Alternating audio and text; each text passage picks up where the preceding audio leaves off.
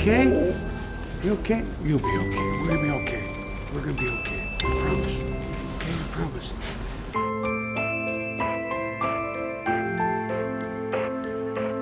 Parents are parents. Good parents are good parents. Bad parents are bad parents. And it doesn't matter what they look like, who they love.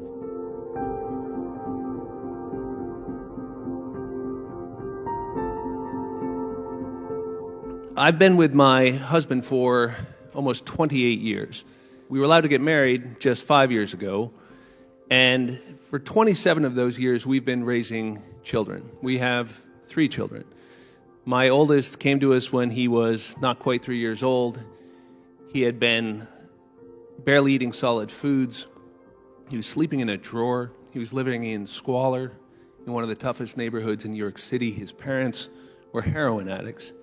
They had 4 children. I think they loved their children. I know they loved drugs more.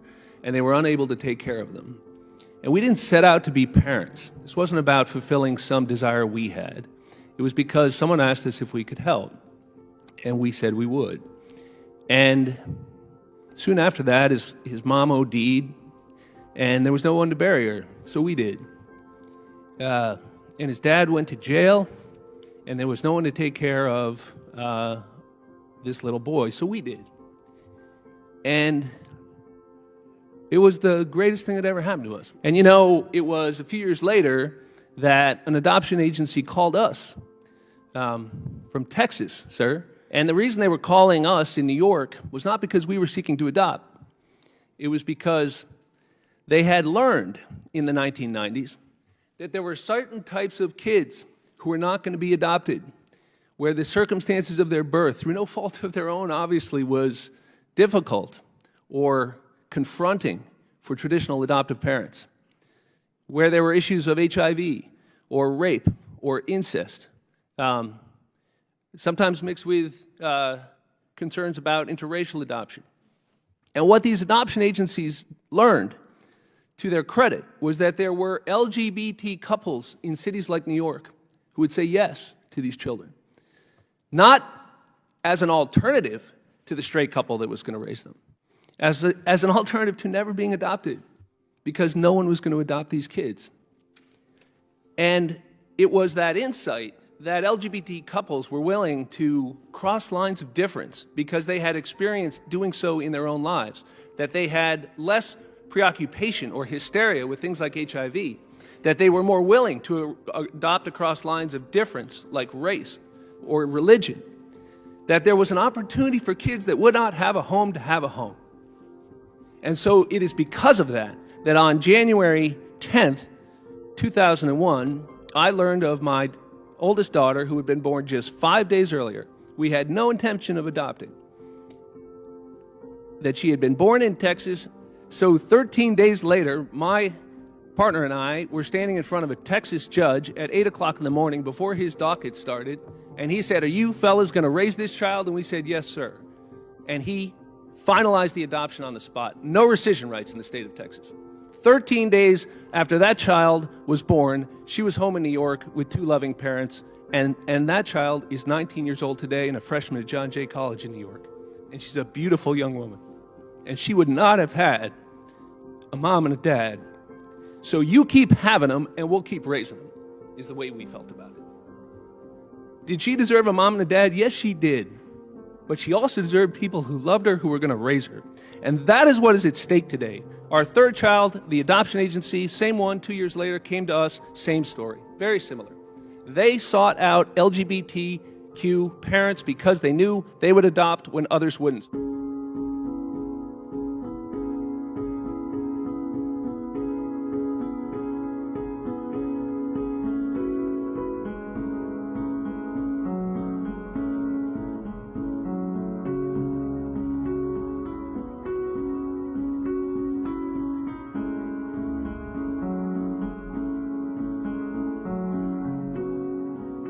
The point is when you allow people to discriminate against those couples, you deprive children of good moms, dads, families who are going to love them.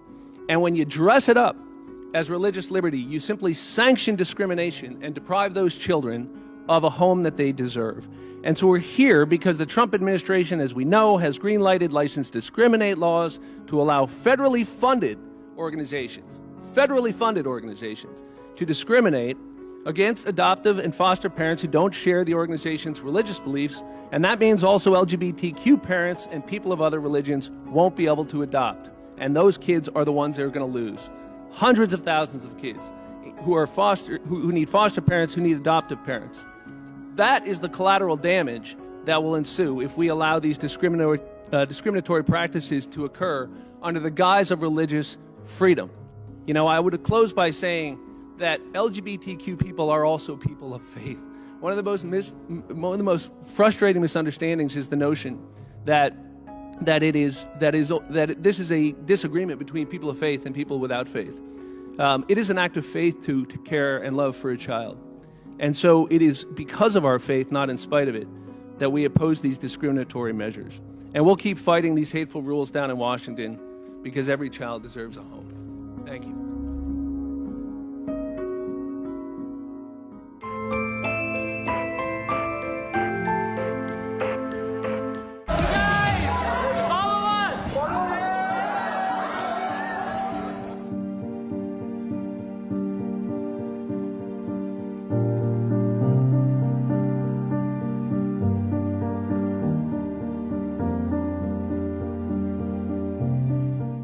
I didn't know in advance what my dad was going to say. I didn't know how much he was going to share. This is my first gay wedding, by the way.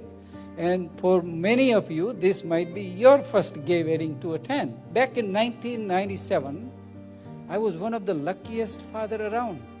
My son was valedictorian, spelling bee champion, UT Plant 2, playing the great job as a Romeo, and he actually fooled me because he actually did a good job as a Romeo and Juliet. Everybody else has a girlfriend here and a girlfriend there and this and that. And I said, Parag is such a pure guy.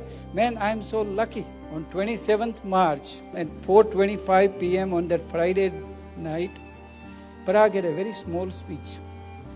Dad and Mom, I'm gay. I have known it since I was 10 years old. I thought I was confused, but I'm beginning to realize that I am gay. I thought I will hide my being gay until you die, so you won't be embarrassed. I tried to commit suicide while I was in the high school, but I did not succeed. Thank God for that. But last week I was discussing in the class, and there was another Indian girl, and I blurted out, I am gay. So I knew the news will come to you sooner or later. Therefore, I'm telling you I'm gay. The whole thing was like 3-minute speech. From the best of the time, our life went to the worst of the time. And I was a very homophobic person. There is no question about it. So I thought there is no big deal. I'll fix him. I'll find the best treatment center in the country. I'll find the cure for it, and I'll handle it. Monday morning, I was the first person to enter the medical library. And I pulled out all the Cumulus Medicus. And then I suddenly realized in 30 minutes that American Psychological Association back in 1973 had declared that gay people is not a disease, it is not a defect, it is not to be cured, it is not contagious. And if you accept somebody is gay, your child is not likely to be more gay than otherwise. I asked a simple question. Do I love my son any less at 4:31 than I loved him at 4:24? And a long pause, and the answer was no, I still love him the same.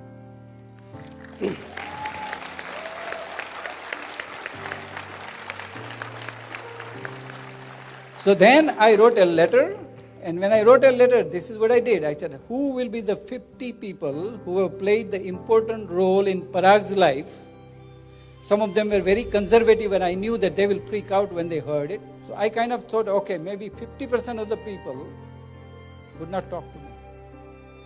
And my life would really be isolated. What to do? Again, a few minutes later, the answer came very simple. I said, Vijay, if there are 50% of the people who don't want to talk to you, maybe they don't need to be in your life. Why don't you stick with the other 50% who will be with you?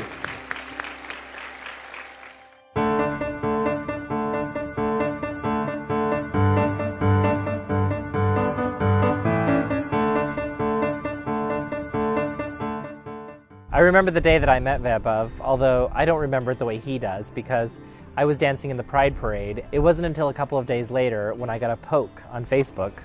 Who pokes on Facebook? And I think there was a moment that we shared where he came and danced with me, and it was just, I was mesmerized. I was like, who is this guy? I need to find out who he is.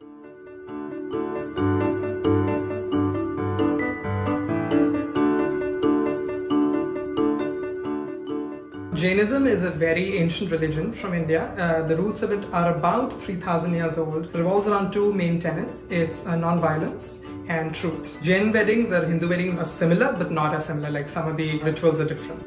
It had never occurred to us that a same-sex couple could have the same kind of weddings that his brother or so many of my cousins had had. There was no template when we started this, but we wanted to create a template that others could use. And so we certainly asked a lot of advice from other gay couples who are South Asian and had elements of this in their weddings. But we also wanted to invent some of our own.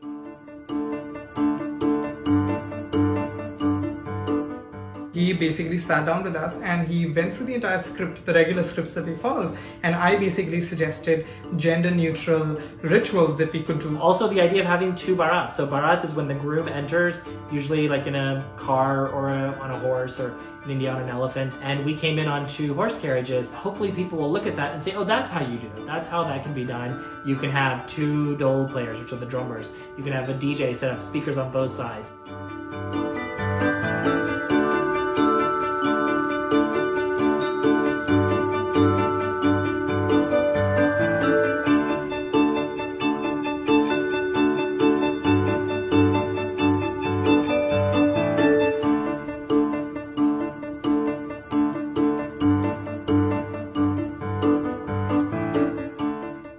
One of the best things that came out of our wedding was the amount of outpouring of love that we received from people around the world.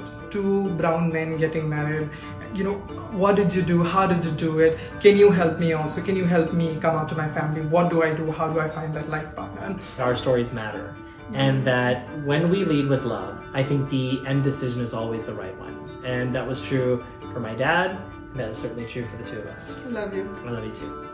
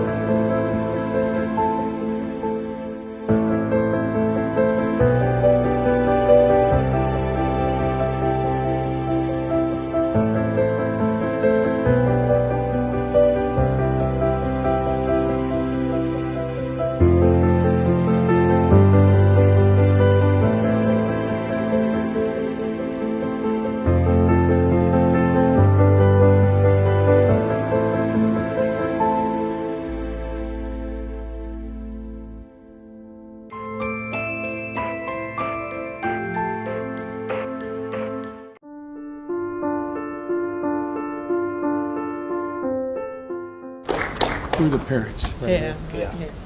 I'm the wife. I'm Chris Hickson's wife. God love you. Thank you.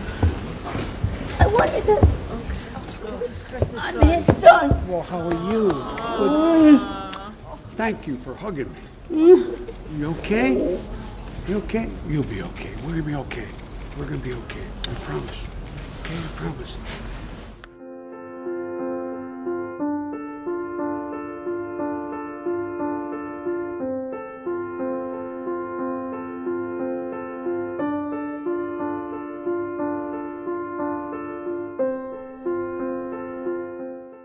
We're gonna be okay. I promise.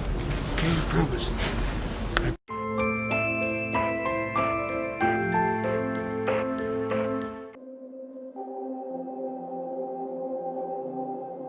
I still get enormous pleasure from watching great athletes on the court. And nobody exemplifies excellence in basketball better than the Los Angeles Lakers last year. Of course, I've got to recognize Kobe Bryant, one of the most competitive players I've ever seen.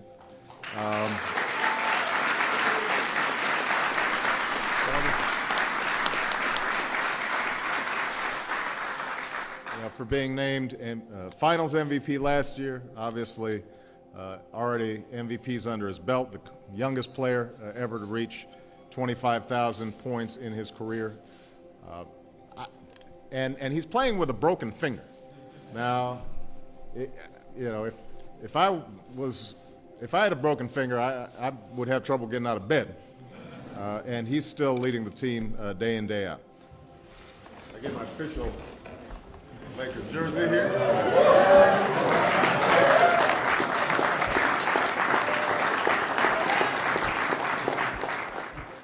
Now, I have to say that there's a long-standing tradition of welcoming championship sports teams to the White House.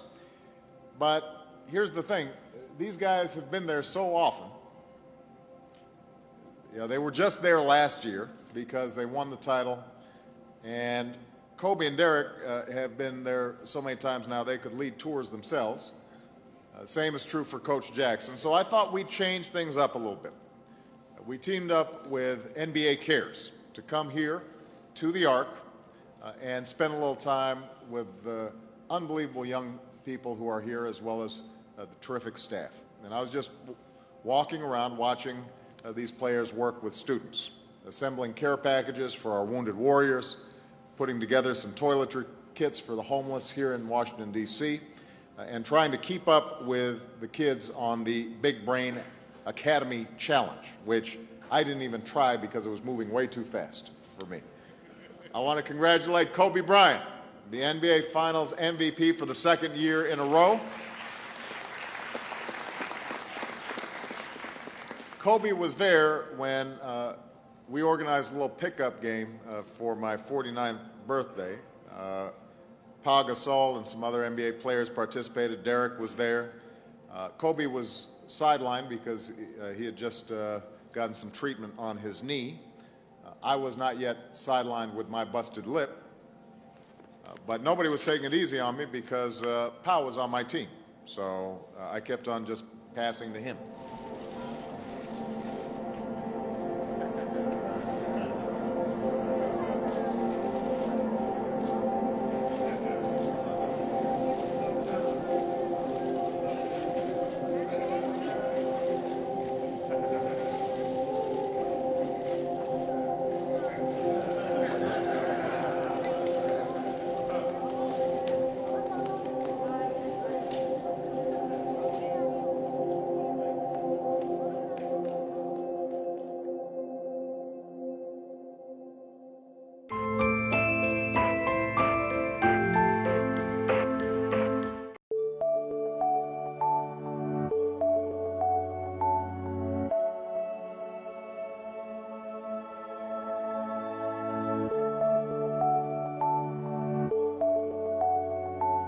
America, folks, is an idea.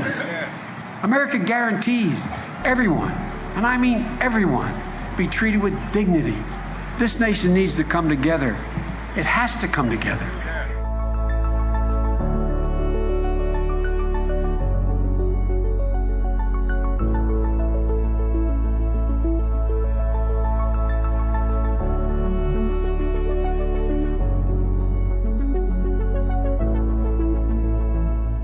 Let's stop fighting and start fixing, and we can only do it together.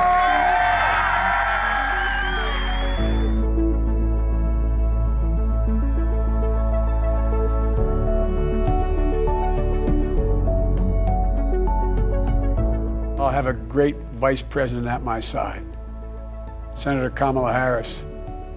She's a powerful voice for this nation.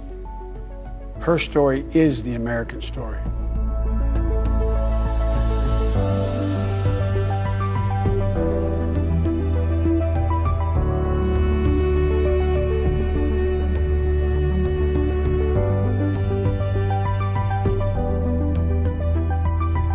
The country is sick of the division.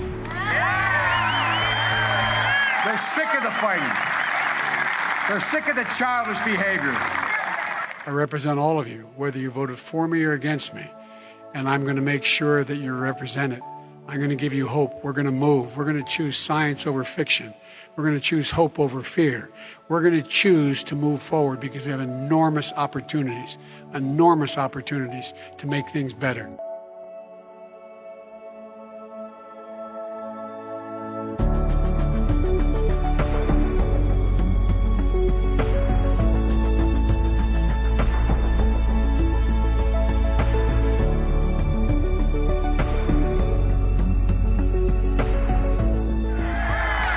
Choose hope over fear, truth over lies, and yes, unity over division. So folks, it's time for us to lift our heads up, open our hearts, remember who we are. We are the United States of America. I mean this. There's not a single thing we cannot do if we do it together. God bless you all, and may God protect our troops. Thank you. So the question for us is simple. Are we ready? I believe we are.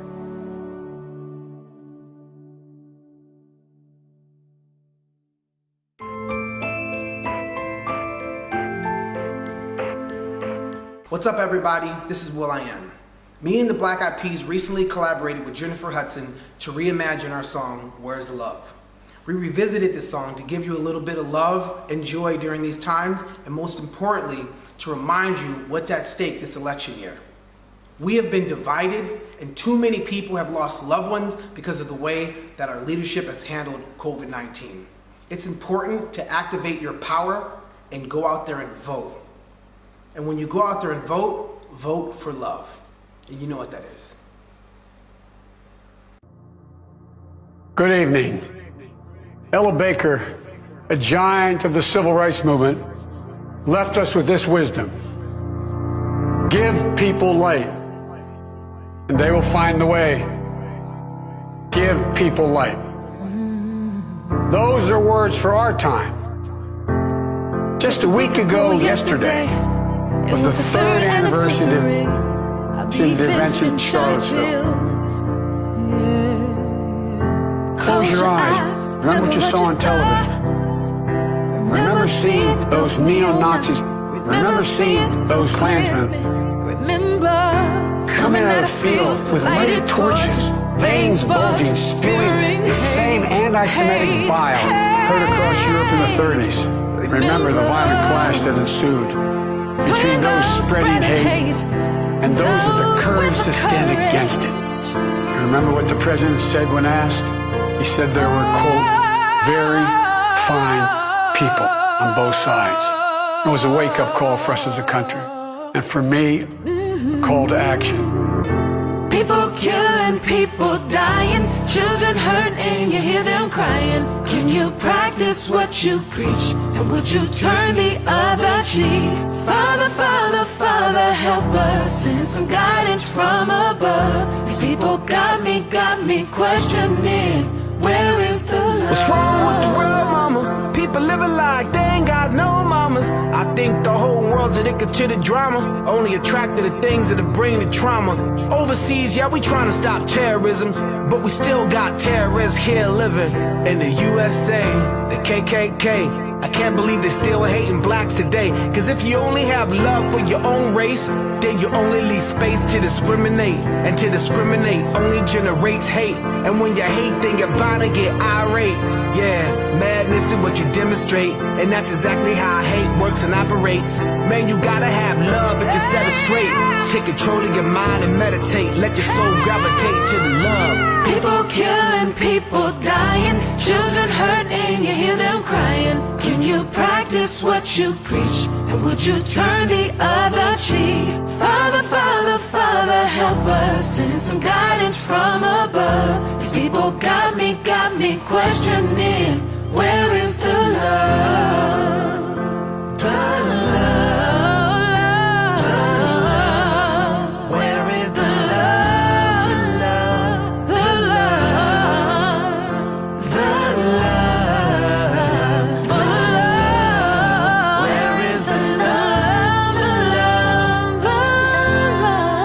question for us is simple. Are we ready?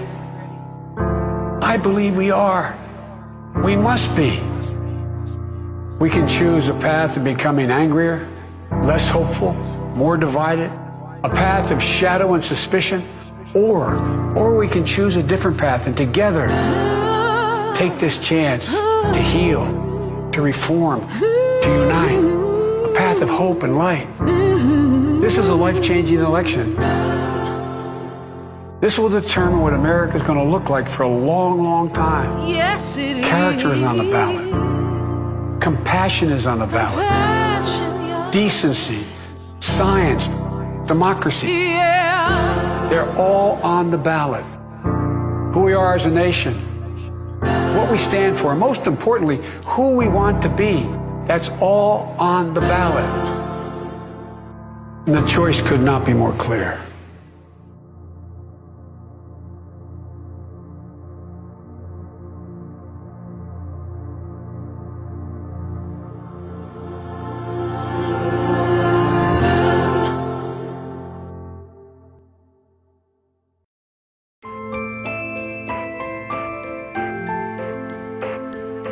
We better come together and fix some of this stuff, because ain't nobody else gonna come in here and do it for us. Could I be unconventional and just say a couple things instead of ask a question? Sure. Okay. So, sorry. It's a town hall. So I guess the first two brief things are probably unpopular, but the third one is the important one.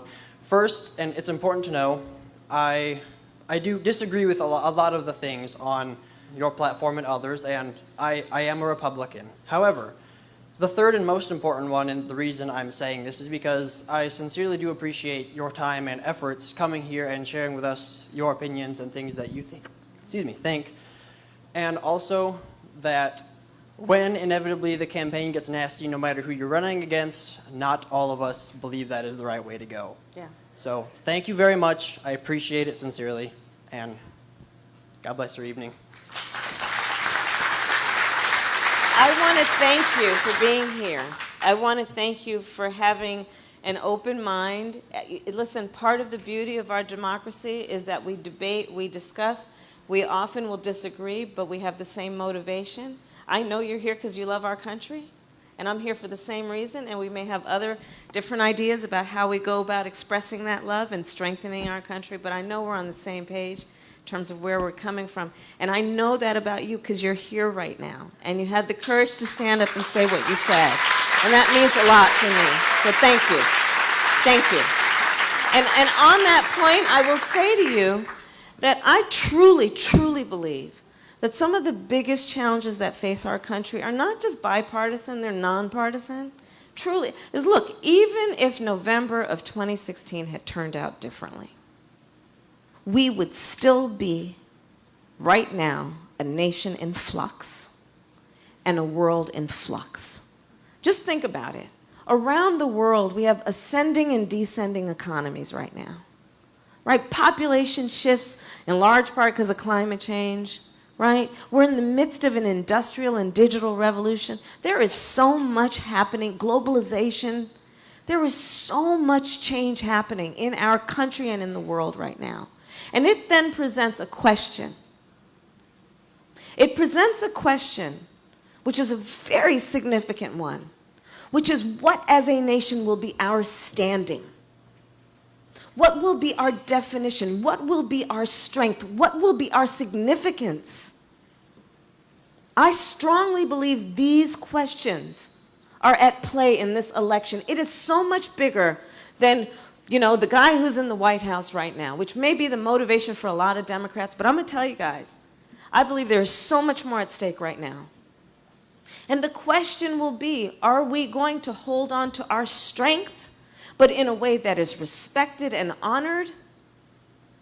Are we going to pay attention to the fact that I believe all of this disharmony, all of this staring at our belly button over the last couple of years, fighting each other, is making us weaker as a nation. It is making us weaker. The world is passing us by. I'm going to to tell you, part of what I believe, and I will say this now, and I will say it again and again to anybody who will listen, including my colleagues who are across the aisle, as they say. We better come together and fix some of this stuff, because ain't nobody else going to come in here and do it for us. Ain't nobody else going to come in here. And so, you know, we may disagree on certain things based on ideology or perspective, but there are certain things that are fundamental, like education, like infrastructure, that we just got to health. And we didn't even begin to talk about health care, which, of course, I believe strongly should be a right of all and not a privilege of just those who can afford it. You know, this is one of those moments, I think, that we are all going to rise or fall together. On these critical issues, we're going to all rise or fall together. And so as we look at this 2020 election and what is before us, there is so much more at stake, which is obviously why you all are here right now, because you know how much is at stake. And so instead of doing all the things you could be doing at home or with your families, you're here. And I can't thank you enough, because we are truly all in this together. So thank you all. Thank you.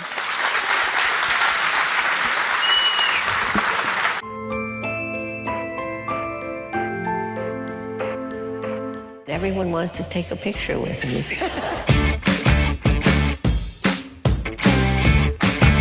In my long life, I have seen great changes.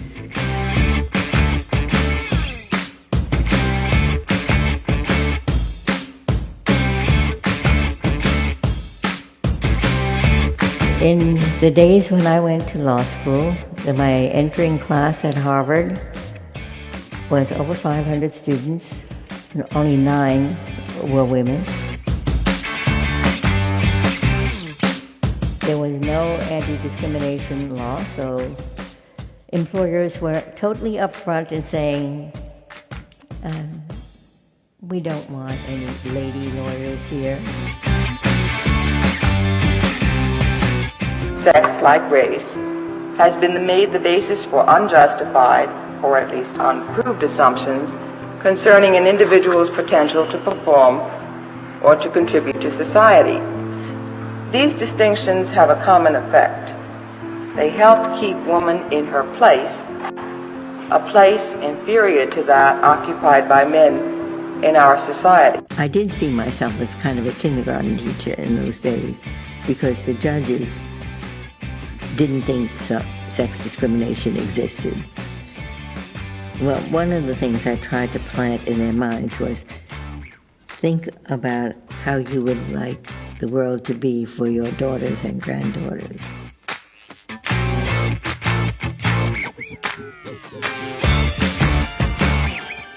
In my lifetime, I expect to see 3, 4, perhaps even more women on the High Court bench, women not shaped from the same mold, but of different complexions. I surely would not be in this room today without the determined efforts of men and women who kept dreams of equal citizenship alive.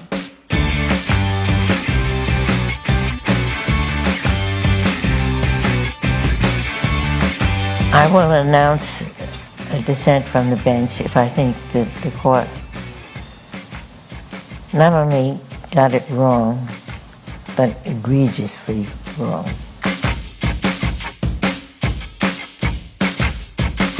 It holds the most hope for the world if countries allow women to do, as I said, whatever their God-given talent enables them to do. I think we will all be better off for it. I've heard that she does 20 push-ups 3 times a week or something. I mean, we can't even get off the floor.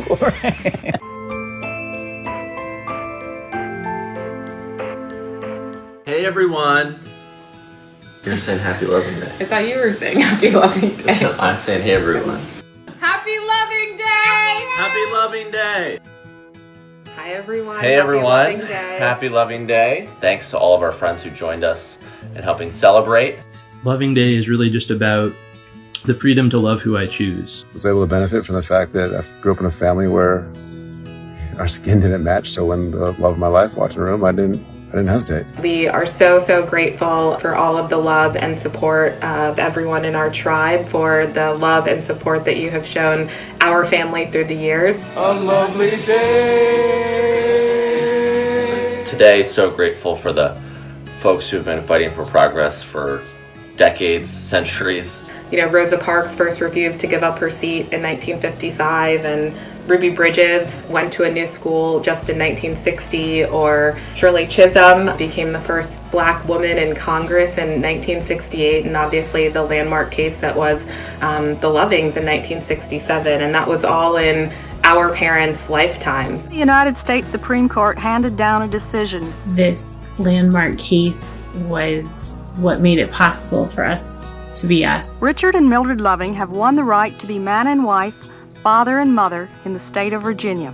Without them, we wouldn't be where we are. I hope that our kids and our grandkids are one day even able to reflect on this moment in our country's history as sort of the great awakening, if you will, that Black Lives Matter, and that racism and white supremacy really started to crack in this moment. We've got a lot of work left to do, and we're going to do everything we possibly can to fight for our two little black girls and every little black girl and boy out there. We're all in this together, and it's not going to come easy, and everyone needs to be a part of this fight. Hey Siri! Play Bill Withers' Lovely Day!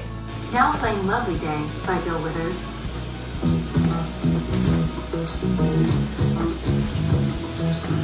This is it!